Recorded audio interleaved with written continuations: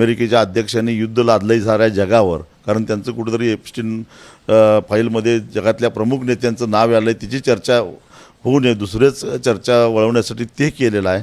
आणि त्याचे काही परिणाम, त्याचे काही साईड इफेक्ट आता जगभरामध्ये उमटायला लागलेले आहेत. त्याच्यावरचं लक्ष विचलित करण्यासाठीच हा बनाव केला असे शेबली उडवून लावायची धमकी, मेल असे अनेक वेळा मेल जात. कधीच ह्या धमक्या पोकळ ठरलेल्या खऱ्या ठरलेल्या नाहीत. मला तर असं वाटतं की हा सुद्धा एक बनाव आहे, कारण जनता आज त्रस्त आहे. सिंधुदुर्ग जिल्ह्यात आज आंबा आणि काजू उत्पादक शेतकऱ्यांचा आक्रोश मोर्चा जिल्हाधिकारी कार्यालयावर होणार आहे आणि याचं नेतृत्व जे आहे ते शेतकरी नेते राजू शेट्टी करतायत. आपल्यासोबत राजू शेट्टी आहेत. सर, आज आक्रोश मोर्चा जो आहे तो जिल्हाधिकारी कार्यालयावर काढण्यात येतो आहे. आंबा आणि काजू उत्पादक शेतकऱ्यांना वातावरणात होणाऱ्या बदलांचा मोठा फटका बसलेला आहे आणि त्यामुळेच नुकसान भरपाई मागण्यासाठी हा मोर्चा आहे. कशा पद्धतीचं मोर्चाचं नियोजन आहे आणि किती शेतकरी सहभागी होणार आहेत? शेतकरी मोठ्या संख्येनं आजच्या या मोर्चामध्ये सहभागी होतील, कारण शेतकरी हा पीडित आहे.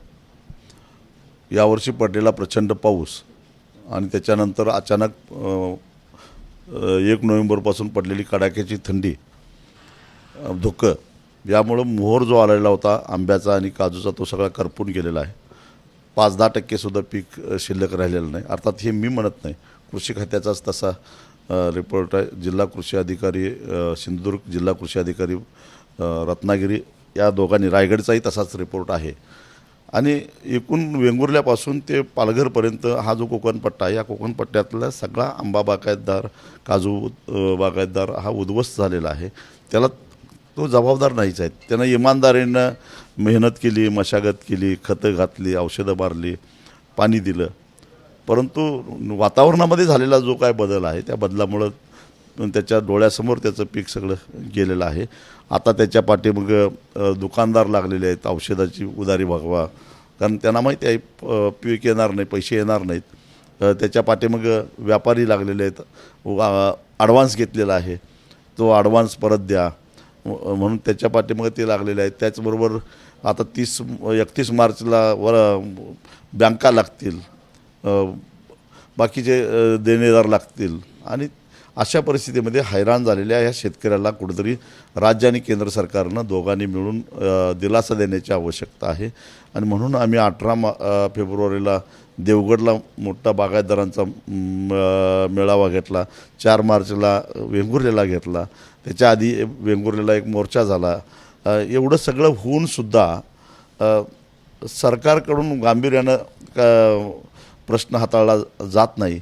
कारण कालच मी राष्ट्रीय आपत्ती व्यवस्थापन प्राधिकरणाच्या सदस्यांना भेटलो. ते पूर्वाश्रमीचे महाराष्ट्र केंद्रचेच IAS अधिकारी आहेत. त्यांनी सांगितलं की राज्य सरकारकडून आमच्याकडे काही कुणी संपर्क साधलेला नाही आहे. मी त्यांना विनंती केली की केंद्र सरकारची एक NDRFची टीम येणं गरजेचं आहे, कारण वातावरणामध्ये झालेला जो बदल आहे त्या बदलामुळे जर शेतकऱ्यांचं करोडो रुपयाचं नुकसान होत असेल तर केंद्र सरकारची काही जबाबदारी आहे का नाही? राष्ट्रीय आपत्ती आहे आणि राष्ट्रीय आपत्ती निवारण कोशामध्ये हजारो कोटी रुपये पडून आहेत आणि ती मदत मिळवण्याचा आंबा उत्पादक, काजू उत्पादक शेतकरी हकदार असताना राज्य सरकारकडून काही प्रस्ताव नाही, काही नाही. शेतकऱ्यांचं म्हणणं आहे की पीक विम्याचा जो दायरा आहे तो 15 मेच्या ऐवजी 30 मे करावा, ती मागणी आहे. परंतु त्याच्याबद्दल काही हालचाली होताना दिसत नाहीत. एका कलमाला 5,000 किंवा हेक्टरी 5 लाख आणि काजूला हेक्टरी 3 लाख रुपये अशी भरपाईची मागणी आहे शेतकऱ्यांची. त्या संदर्भात सरकार काय करणार आहे? एक पालकमंत्र्यांनी मुंबईत बैठक घेतली, त्याच्या पलीकडे काही हालचाल होताना दिसत नाही. विधानसभेचं अधिवेशन चालू आहे, अनेक आमदारांनी सुद्धा सभागृहामध्ये हा मुद्दा उपस्थित केला, पण सरकारकडून जी काही प्रतिक्रिया व्यक्त केली होती या ठिकाणी केंद्र आणि राज्य सरकार दोघांनाही जबाबदारी नाकारता येणार नाही. दोघांनीही शेतकऱ्याला वाऱ्यावर सोडून चालणार नाही, अन्यथा शेतकरी गप्प बसणार नाही. तुम्ही म्हणताय की राज्य सरकार किंवा केंद्र सरकारने शेतकऱ्यांना वाऱ्यावर सोडू नये, शेतकरी गप्प बसणार नाही. तुमची या मोर्चानंतरची पुढची भूमिका काय असेल? आज सरकारकडून काय प्रतिसाद मिळतो ते बघू आणि आंदोलनाची तीव्रता वाढणारच. सरकार जर का कोडगेपणानं नुसतंच बसणार असेल, बघ्याची भूमिका घेणार असेल तर आम्ही गप्प बसणार नाही. आणि आजचा दिवस कुठला निवडला आहे तुम्हाला माहिती आहे? 12 मार्च बरोबर 96 वर्षापूर्वी 12 मार्च 1930 रोजी महात्मा गांधींनी साबरमतीतून 78 निवडक मावळ्यांना घेऊन दांडी यात्रा सुरू केली आणि पुढं काय झालं सारा इतिहास माहीत आहे. आणि आज नेमका तोच दिवस आहे 12 मार्च. आणि 96 वर्षानंतर पुन्हा एकदा कोकणातला कधीही आंदोलनाला न उतरणारा, आंदोलनाला प्रतिसाद न देणारा शेतकरी मोठ्या संख्येनं रस्त्यावर उतरायला लागला आहे. ह्या शेतकऱ्याला कमी लेखू नका, एवढंच माझं सरकारला सांगणं आहे. शेतकरी नुकसान भरपाईसोबत हमीभाव द्या अशी देखील मागणी करत आहेत. हमीभाव देईल का सरकार?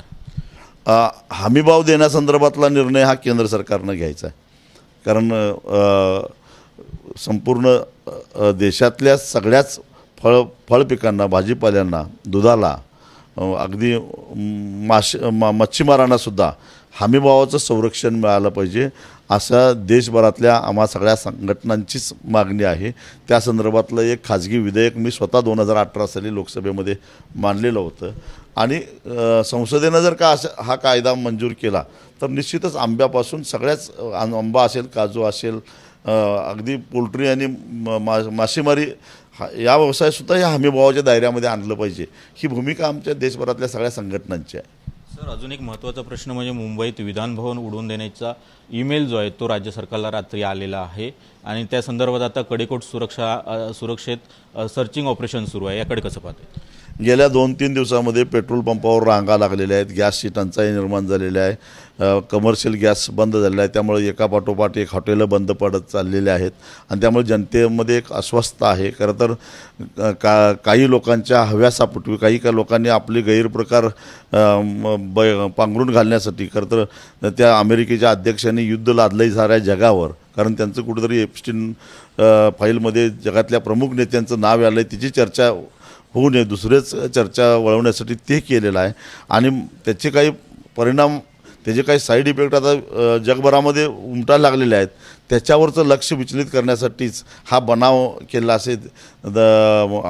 शेबली उडवून लावायची धमकी, मेल असे अनेक वेळा मेल जात. कधीच ह्या धमक्या पोकळ खऱ्या ठरलेल्या नाहीत.